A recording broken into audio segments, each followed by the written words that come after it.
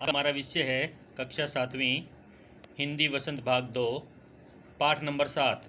पाठ का नाम है पापा खो गए। यह एक नाटक है मराठी में। इसके लेखक हैं विजय तेंदुलकर। आज हम इस पाठ का अभ्यास कार्य करेंगे। इस पाठ के अंदर कुछ पात्र हैं जैसे लेटर बॉक्स, खंबा, नाचने वाली लड़की, एक लड़की है। तो इस प्रकार कुछ पात्र हैं, कौवा है। तो ये आपस में एक लड़की को बचाते हैं। कैसे बचाते हैं वो इस कहानी में हमने पढ़ा था। अभी देखिए, अब हम इसका अभ्यास कार्य कर रहे हैं। सबसे पहले है, नाटक में आपको सबसे बुद्धिमान पात्र कौन लगा और क्यों लगा। तो सबसे पहले हमें पता होना चाहिए कि हमें नाटक में सबसे बुद्धिमान पात्र कौवे का लगा। यानी कौवा जो था सबसे बुद्धिमान था। क्यों था? कौवे ने ही लड़की के पापा को खोजने में महत्वपूर्ण एवं सक्रिय भूमिका का निर्वाह किया था, क्योंकि कौवे ने ही उसके पापा को खोजने का एक उपाय बताया था। उसी की योजना के कारण लेटर बॉक्स संदेश लिख पाता है। वह उड़ उड़कर अच्छे बुरे की जानकारी रखता है। उसकी पहचान एवं संदेह के कारण लड़की असामाजिक तत्वों के हाथों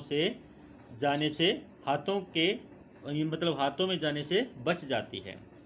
इस प्रकार से हमें सबसे बुद्धिमान पात्र कौन लगा? कौवा लगा। अब आगे आता है, और खंबे में दोस्ती कैसे हुई। यानी पेड़ और खंबा, ये दो पात्र थे। वो पहले आपस में दोस्त नहीं थे, लेकिन बाद में उनकी दोस्ती हुई थी। किस कारण हुई थी देखते हैं। एक बार जोर की आंधी आने के कारण खंबा पेड़ के ऊपर गिर जाता है। यानी जोर से आंधी आती है और उस आंधी के कारण क्या होता है कि जो खंबा होता है वो पेड़ के ऊपर गिर जाता है। उस समय पेड़ उसे संभाल लेता है। यानी पेड़ उस खंबे को संभालने का काम करता है और इस प्रयास में वह जख्मी भी हो जाता है। यानी पेड़ जख्मी हो जाता है। इस घटना में खंबे का मजबूत और ऊंचा होने का घमंड चूर चूर हो जाता है। यानी जो खंबे को घमंड था कि मैं सबसे मजबूत हूँ और सबसे ऊंचा हूँ, तो यह घमंड इसका क्या हो जाता है? चूर चूर हो जाता है। और अंत में दोनों की दोस्ती हो जाती है। इस प्रकार दोनों की दोस्ती हो जाती है। आगे आता है कि लेटर बॉक्स को सभी लाल ताऊ कहकर क्यों पुकारते हैं। क्यों? देखिए, लेटर बॉक्स ऊपर से नीचे तक पूरे लाल रंग में रंगा हुआ था। यानी पूरा का पूरा क्या था? लाल रंग में रंगा हुआ है। और बड़ों की तरह बुद्धिमानी से बात करता है। यानी वह समझदारी से बात करता है। वह अपने खाली समय में उन सभी पत्रों को पढ़ डालता जो उसके भीतर होते थे। यानी वह बुद्धिमान तो था ही और समझदारी से बात करता, इसलिए उसको क्या बोलते थे कि ताऊ बोलते थे। और लाल उसका कलर था, इसलिए लाल ताऊ बोलते थे। इस प्रकार हर विषय की जानकारी होने के कारण उसे लाल ताऊ कहते थे। आगे आता है, लाल ताऊ किस प्रकार बाकी पात्रों से भिन्न है। क्यों है? लाल ताऊ पढ़ा लिखा है, हंसमुख और मिलनसार है। वह नीरस और उबाऊ वातावरण को भी अपने मजेदार बातों से आनंदमय बना देता था।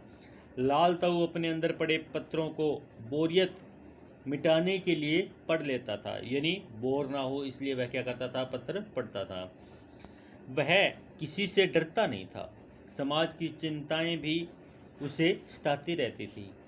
इन्हीं सब कारणों से लाल ताऊ बाकी पात्रों से भिन्न और निर्जीव होते हुए भी उसके विचार सशक्त और एकाट्य थे। यानी उसके विचार कोई काटता नहीं था। आगे आता है, नाटक में बच्ची को बचाने वाले पात्रों में एक ही सजीव पात्र है। उसकी कौन कौन सी बातें आपको मजेदार लगी, लिखिए। तो नाटक में कौवा ही एक मात्र सजीव पात्र है जिसकी हमें निम्नलिखित यानी निम्न बातें मजेदार लगी। कौन कौन सी है? नंबर 1, वह दुष्ट कौन है? पहले उसे नज़र तो आने दीजिए, यह उसने बोला था। फिर बोलता है कि लाल ताऊ एक जगह बैठकर यह कैसे जान सकोगे? उसके लिए तो मेरी तरह रोज चारों दिशाओं में गश्त लगानी पड़ेगी। यानी चारों दिशाओं में घूमना पड़ेगा, तब जान पाओगे यह सब। यानी वह लाल ताऊ को बताता है कि जो बातें मैं जानता हूँ वो आप नहीं जान पाओगे, क्योंकि आप तो एक जगह बैठे रहते हो। मेरी तरह चारों ओर घूमना पड़ेगा। आगे आता है क्या वजह थी कि सभी पात्र मिलकर भी लड़की को उसके घर नहीं पहुंचा पा रहे थे? यानी वह कौन सी वजह थी कि सभी पात्र मिलकर भी लड़की को उसके घर नहीं पहुंचा पा रहे थे? क्यों नहीं?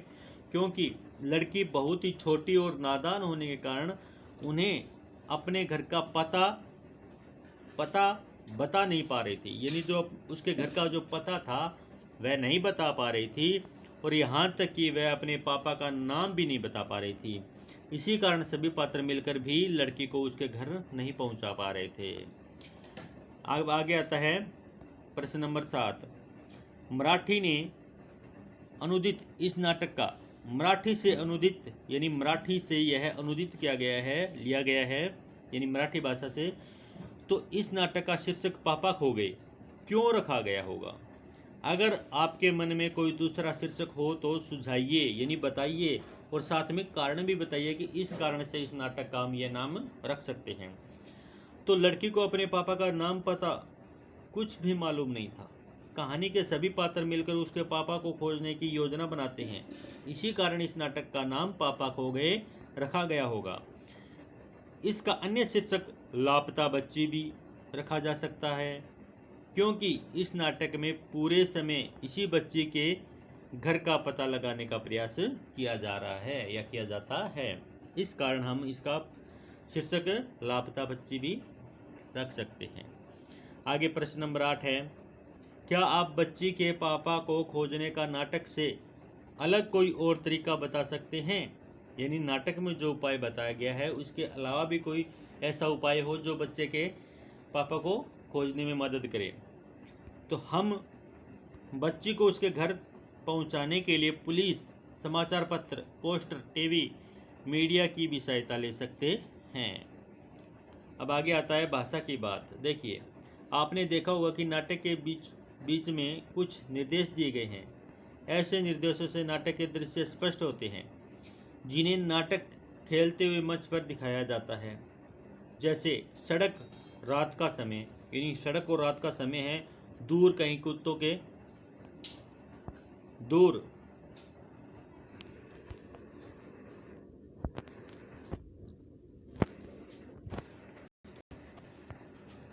इसमें क्या होता है कि दूर कहीं पर कुछ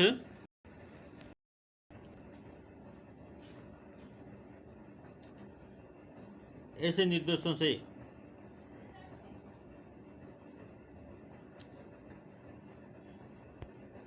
यदि यानी दूर कहीं कुत्तों के भौंकने की आवाज़, यदि आपको रात का दृश्य मंच पर दिखाना हो तो क्या क्या करेंगे, सोच कर लिखिए। रात के दृश्य को मंच पर दिखाने के लिए हम निम्न बातें कर सकते हैं। गुप्त अंधेरा कर सकते हैं, चांद तारों की रोशनी दिखा सकते हैं, दूर कुत्तों के भौंकने की आवाज़ दिखा सकते हैं, लगा सकते हैं, बिल्ली के रोने की आवाज़, नेपथ्य में चौकीदार की जागते रहो की आवाज़, हवा की साई साई की आवाज़ आदि दिखा सकते हैं। पाठ को पढ़ते हुए आपका ध्यान कई तरह से विराम चिन्ह की ओर गया होगा। इस तरह से हम ये बातें कर सकते हैं।